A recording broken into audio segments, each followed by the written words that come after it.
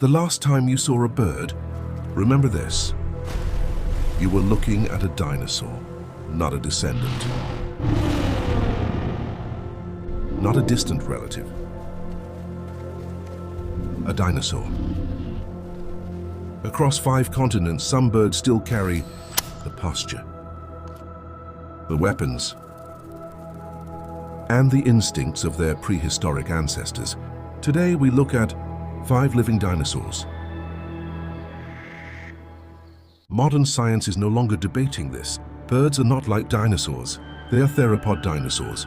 The same group that gave us Velociraptor, the same lineage as Tyrannosaurus rex. The evidence is everywhere, in their bones, in their DNA, in their behavior, and in fossils frozen in stone. And some birds make that connection impossible to ignore. The shoebill. It's found exclusively in the large freshwater swamps and flooded regions of East Africa. The shoebill looks like something pulled straight from the Cretaceous. Tall, motionless, staring forward.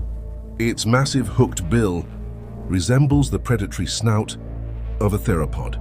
Its posture is upright, balanced over 2 powerful legs.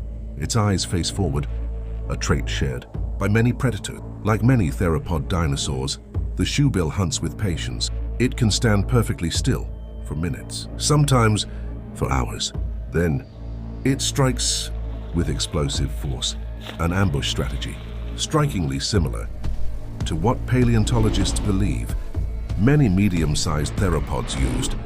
Even the feet tell the story. 3 forward-facing toes, weight perfectly balanced, the same structural pattern found again and again in theropod fossils. This isn't coincidence.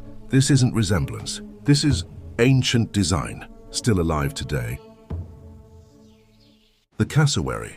If you want to see a living raptor, go to Australia or New Guinea. There in the forests lives one of the closest things to a dinosaur still walking the earth, the cassowary. Heavy, flightless, territorial, and armed with a dagger-like claw on each inner toe. That claw is not decoration, it's a weapon. Cassowaries strike with powerful kicks, slashing forward with the inner claw. The same motion paleontologists believe Velociraptor and Deinonychus used with their famous sickle claws. Look at the legs. Muscular, digitigrade, walking on its toes, not its heels, exactly like the non-avian theropods that once ruled this planet. And then there are the feathers. For decades, dinosaurs were imagined as scaly reptiles, but fossil discoveries have changed that image. Many theropods were covered in feathers, not for flight, but for insulation, for display, for survival. The cassowary still carries that ancient blueprint. This is not a bird that resembles a dinosaur. It is a dinosaur that no longer needed to fly. The Andean condor. High above the Andes, one of the largest flying birds on Earth, still rides the mountain winds. If you travel through parts of the Andes today, you might even see something like this. A man in a condor costume, posing for photos with tourists. It's dramatic, memorable, but wait, not that one. The real Andean condor is not a monster, but it is still one of the largest flying birds on Earth. Its wingspan can reach more than 3 meters, wider than many small aircraft wings, but its connection to the dinosaur world goes deeper than size. Like many large prehistoric animals, condors reproduce slowly. A breeding pair lays only 1 egg, sometimes every year, sometimes every 2. Occasionally, 2 eggs appear in the nest, but nature rarely allows both chicks to survive. Competition ensures the strongest one continues. A brutal rule, but a familiar one throughout evolutionary history. Large animals survive differently. Fewer offspring, greater investment, and longer lives. Condors can live more than 70 years in captivity. Their entire biology moves at a slower rhythm. Long life, low reproduction, massive wings, built not for flapping, but for gliding. A survival strategy perfected over millions of years. Above the mountains, the condor is more than a scavenger. It is a reminder that ancient evolutionary strategies are still in flight today. The wild turkey. Across the forests and open fields of North America lives a bird most people rarely think twice about. The wild turkey. It may not look dangerous, but the wild turkey preserves something remarkable. Bone structure. Inside its chest lies the furcula, the wishbone, a fused clavicle that acts like a spring during movement. For decades, scientists believed dinosaurs did not have this structure, but fossil discoveries proved otherwise. The same bone appears again and again in theropod skeletons, Velociraptor, Allosaurus, even Tyrannosaurus rex, and the furcula existed long before flight, meaning it evolved in ground-running dinosaurs millions of years before birds ever took to the sky. But the connection is not only in the bones. Watch a wild turkey. During a territorial display, the chest expands, the body rises. The feathers spread to create a larger silhouette. A visual warning, a show of dominance. The same kind of display many paleontologists believe theropod dinosaurs used to intimidate rivals.